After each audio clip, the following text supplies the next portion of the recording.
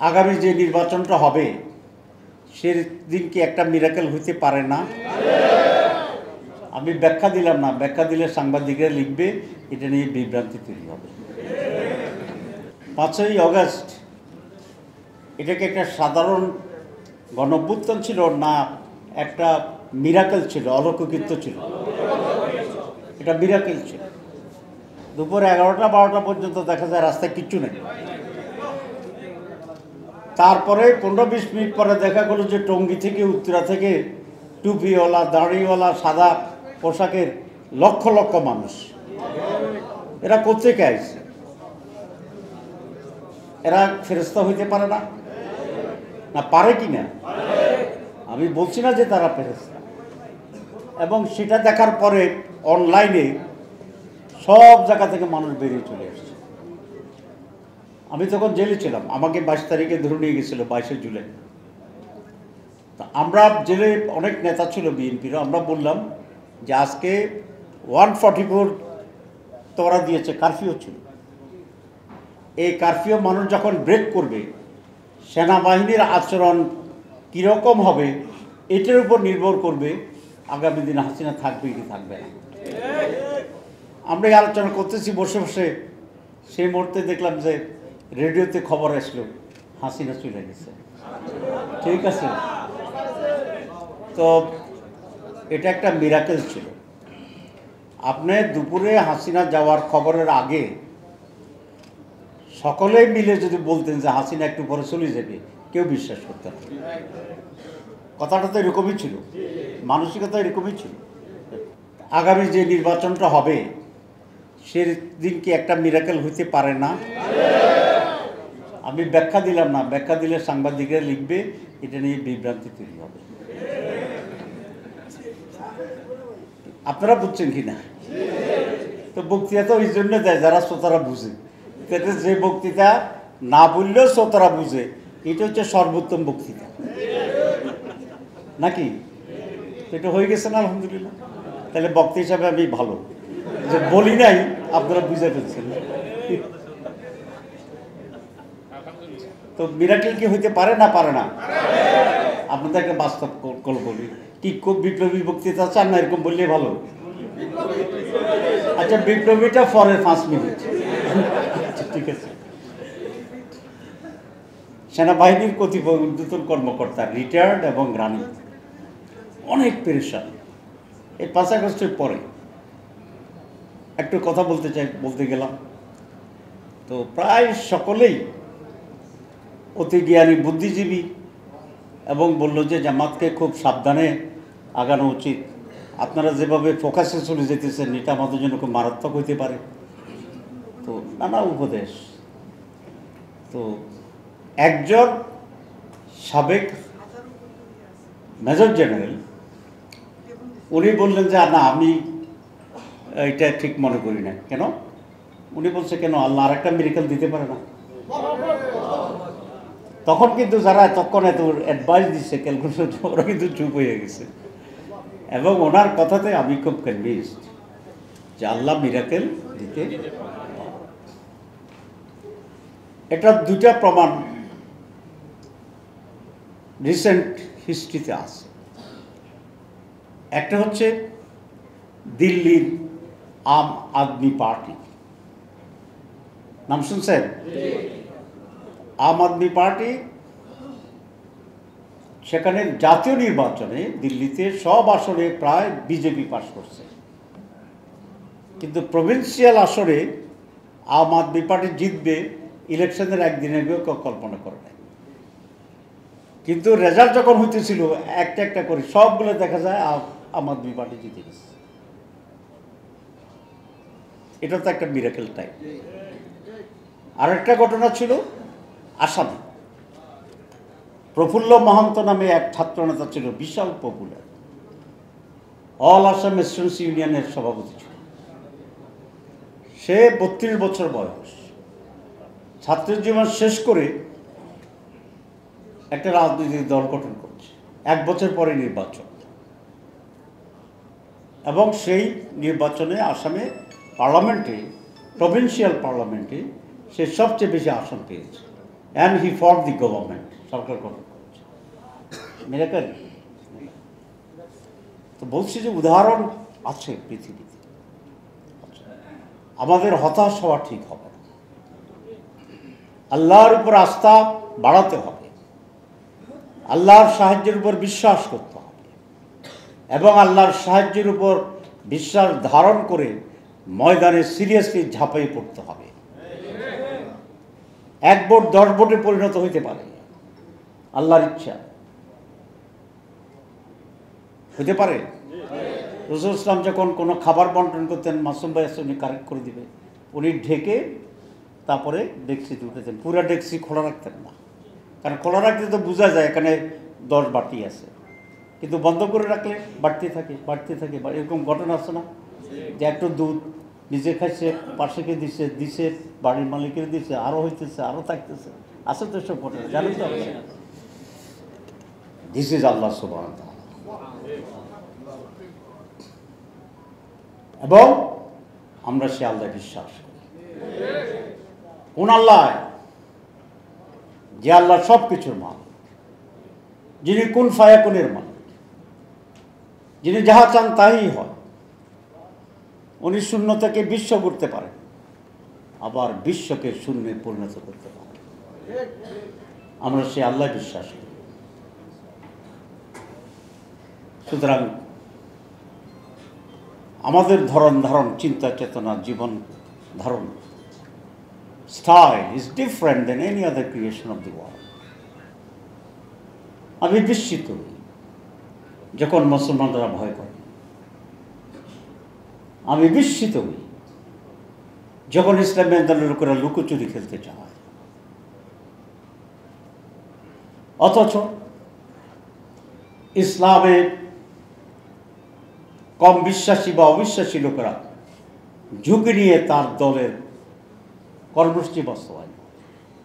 এখন দেখেন, এখন আওয়ামী লীগ পতিত স্বৈরাচার, আওয়ামী লীগ পরাজিত ফেসিবাদ, আওয়ামী লীগ প্রায় অস্তিত্বহীন। আওয়ামী লীগের প্রেসিডেন্ট কে? নাম জানেন? সেক্রেটারি কে? কেন্দ্রীয় কমিটি কারা আছে? জেলা কমিটি, উপজেলা কমিটি, ইউনিয়ন কমিটি। পৃথিবীর এমন একটি দল এরকম ইতিহাস আর কারণে কিচ্ছু নেই। আছে কেউ? কিচ্ছু নেই।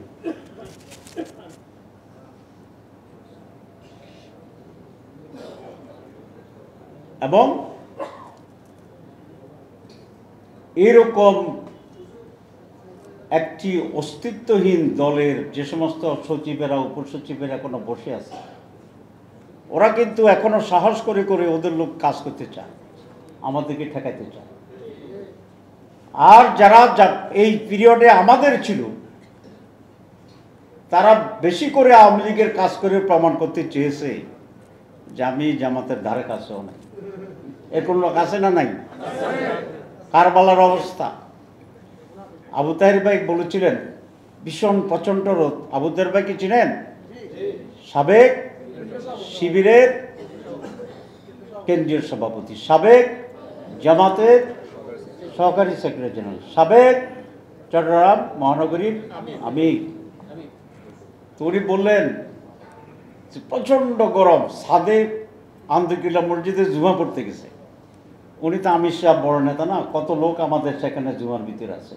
তো বলে যে লোকেরা কেউ উপর দিকে তাকাইতেছে না, নিচের দিকে তাকাইছে, তাকাইলে তো ওনার জায়গাটা ছাড়ি দিতেই। কি বলেন? তাকাইলে ছাড়ি দিতে না, এই জন্য তাকাইতেছে না। উনি আচ্ছা আমাকে বলছে যে কেমন কি অবস্থা হবে, এটা বাস্তব উদাহরণ দেখে এলাম। করবে, ঠিক আছে। এরকম ঘটনা মাসুম ভাইয়ের সাথে হয়েছে, আমার সাথে হয়েছে, মনে হয় আর কি ওনারটা, আমারটা ডাইরেক্ট হয়েছে ঢাকা এয়ারপোর্টে। আমিও বোধ হয় কোথায় যাচ্ছি, চিটাং না বার, আমাদের এক নজরে আমারও দেখছি, এটা আমি টের পেয়ে গেছি, বুঝছেন। এরপরে আর কোথায় যে লুকেছে আমি খুঁজে পেতেছি, আস্তাগফিরুল্লাহ পড়ে। মুসলমানরা তো আল্লাহকে ছাড়া কাউকে কেয়ার করার কিছু নেই। আপনি যতই পালাবেন আল্লাহ ফেরেশতা ধরবে না? ধরবে? এটা কেন হয়? ইসলাম সম্পর্কে আমাদের জ্ঞানের অভাব, আল্লাহর উপরে আস্থা বিশ্বাসের দুর্বলতা, জান্নাত জাহান্নাম সম্পর্কে আমাদের খুবই নগণ্য ধারণা। এটা পরিহার করতে হবে, এটা পরিহার করতে হবে। আপনার চাকরি চলে যাবে কিনা ভয় পাচ্ছেন? আল্লাহ তো আপনার জীবনটাও চলে যেতে পারে। আরে ভয় করবেন বেশি? যে চাকরি তাড়াবে তাকে, না যে জীবনকে তাড়িয়ে দিবে তাকে? তো এটা একটা বুদ্ধির অভাব হচ্ছে না? যারাতে আমার জীবন তারা আমি কম ভয় পাচ্ছি, চাকরিও তারাতে অ্যাপারেন্টলি বললাম যে চাকরি না হয় মানুষ একটা হাতে আছে। আপনি ভয় পাচ্ছেন যার হাতে চাকরি থাকে, আর যার হাতে জীবন তাকে আপনি কেয়ার করছেন না। এটা কি বুদ্ধিমানের কাজ না বোকামি? তা আমরা বোকার দলের ভিতরে আছি। This is not the right step. This will not save you. ওটা আপনাকে রক্ষা করবে না। কোনো না কোনোভাবে আপনার পানিশমেন্ট হবে। হয় বউর সাথে সম্পর্ক, অথবা ছেলে নষ্ট হয়ে গেছে, অথবা ক্যান্সার হয়েছে। আপনার যে ক্যান্সার হয়েছে কেন হয়েছে জানেন? জানেন না। এমন কিছু হয়তো আপনি করেছেন বা আমি করেছি, যেটি আল্লাহ ডাইরেক্টলি না হলেও ইনডাইরেক্টলি আপনাকে পানিশমেন্ট দিয়ে দিচ্ছে। হতে পারে না? পারে না? পারে। তো তাইলে কেন? আমি এক শহীদের পিতাকে দেখলাম 3-4 দিন বক্তব্য রাখলো। আমার তখন মনে হইল যে কি সৌভাগ্যবান, কারণ এরকম এই বয়সের বহু লোকের সন্তান মারা গেছে, অ্যাক্সিডেন্টই হোক, রোগী হোক, যেভাবে হোক, তাকে তো কেউ সম্মান দিচ্ছে না। আলাদা, তার শুধু বেদনা, তার শুধু সন্তান হারানোর কষ্ট, তার সহানুভূতির অনুশোচনাকে করণ করার জন্য আর কোনো মিডিয়া নাই, মাধ্যম নেই। কিন্তু যার সন্তান শহীদ হয়েছে তাকে সান্ত্বনা দেওয়ার জন্য ফেরেশতা থেকে শুরু করে সারা দুনিয়ার মুসলমানরা আছে। আমরা যখন শুনি যে উনি শহীদের পিতা, আপনার ভিতরে কি একটা আবেগ আসে না? তো তাহলে তো লাভ। যদি এমন হইতো যে হে হয় শহীদ হবে, না হলে সে জীবনে আর মৃত্যুবরণ করবে না, তখন আমি ওটাকে গ্রহণ করতাম। কিন্তু আপনার মৃত্যুকে তো অ্যাভয়েড করতে পারছেন। তো তাহলে যেটা উত্তম মৃত্যু সেটাই তো আমার জন্য কল্যাণ। যে কোশ্চেন অফ 10 years, 15 years, 10-20 বছর হতে পার্থক্য হতে পারে নর্মালি আমরা যে ক্যালকুলেট করি। আসলে তো তা না, তার মৃত্যু যেভাবে হবে যেদিন হবে সেদিন। তারপরে যদি আপনি ধরে নিন তো 15 বছর কি? 15 বছর তো আওয়ামী লীগের সময় আমরা ঘরের বাইরে হতে পারিনি, সূর্যের আলো দেখতে পারিনি, আমাদের চামড়া সাদা হয়ে গেছে। সূর্যের আলোতে না দেখলে ফর্সা হওয়া যায় না। তো আমি একজনকে বললাম যে দেখো বেনিফিট তো আছে, কষ্ট পাইতেছি কিন্তু একটু একটু ফর্সা হয়ে গেছে। এই পরিমাণ ফর্সা হওয়ার জন্য কমপক্ষে 1-2 লাখ টাকার কি কি মাখে না? হ্যাঁ, কসমেটিক। আমি তো কসমেটিক ছাড়াই সাদা হয়ে গেছি। বেনিফিট আছে না? 52টা বাসায় বেড়াইছি, তো 52 রকম খানা খাইছি, 52 রকম বিছনাতে শুয়েছি, অনেক অভিজ্ঞতা। লাভ হয়েছে না? পুরাটাই লস এরকম না, কিন্তু এটা মানসিকভাবে মেনে নিলে পায়। আমাদের অনেককে জেলে নিয়েছে, অসুবিধা হয়েছে। আমাদের অনেককে পঙ্গু করে দিয়েছে, কি অসুবিধা হয়েছে? এগুলো বুঝের ব্যাপার। এইটা এরকম বুঝ থাকলে আজকে যারা আপনার উপস্থিত আছে, আমি খুবই বিস্মিত। এত লোক মুরাদনগরে আজকে এখানে আমি ভাবতেই পারি না। যখন আমাকে ডাক্তার সাহেব বলছে হল নিছি, আমি মনে রাখতেছি বেকুব নাকি একটা। আমি তো ভাবছি মুরাদনগর মানে 100 লোক ম্যাক্সিমাম। দুটি কারণে, এক হচ্ছে মুরাদনগরের লোক কত ঢাকায় ঠিক 14 গ্রাম অন্যান্য জায়গার মতো না, একটু কম। আর 2 নম্বর হচ্ছে মুরাদনগরে আমরা নির্বাচন করি না, আমাদের লোক কম, সংগঠন দুর্বল। কিন্তু আজকে তো দেখছি সবই আমার ভুল ধারণা।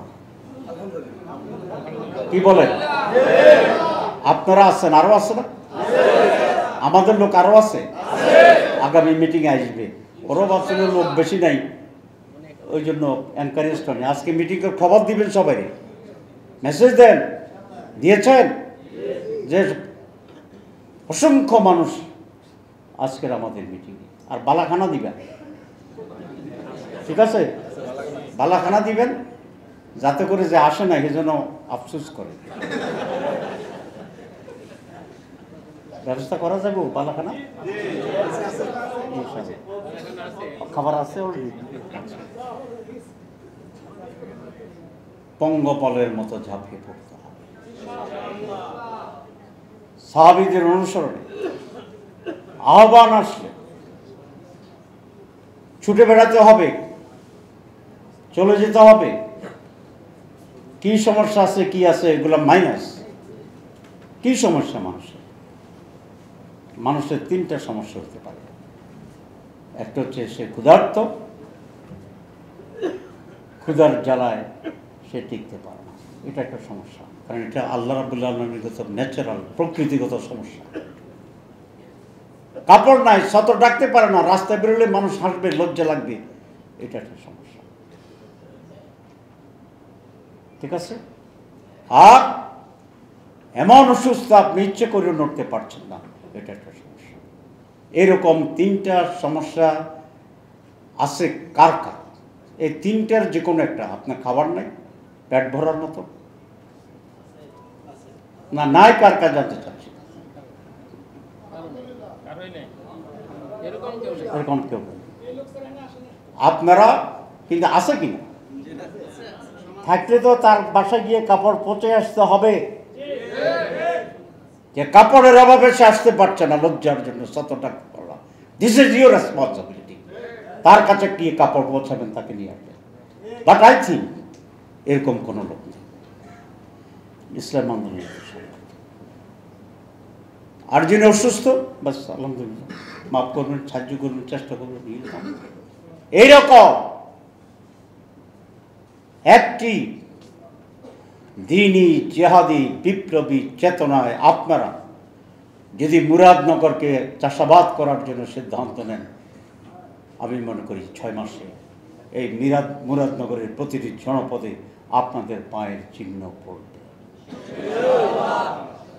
চান মুরাদনগর ইসলামী আন্দোলনের গাঁটি হোক? চীনা মুরাদনগর কাউকে স্থায়ী লিজ দেওয়া হয়নি। আরো যারা লিজ দিতে চায়, আমি জানি মুরাদনগর তো একটা খেলার জায়গা না যে কেউ যাইতে পারবে না। আমির জামজন গেছে, ফরটটা যাইছি, কিন্তু আছে। কি বলছি? হ্যাঁ, আমরা সার্ভে করে পরিষ্কার দেখব যে যদি রেজাল্ট হইতেছে যাব না কেন। একটা কনস্টিটিউয়েন্সি তো অনেক গুরুত্বপূর্ণ। এমন বহু দল আছে, একটা কনস্টিটিউয়েন্সি দিলে হে জীবনে নিজেকে সার্থক মনে করি, আছে না? তো আমরা একটা জন্য যাবো না, ইনশাল্লাহ যাবো। আচ্ছা।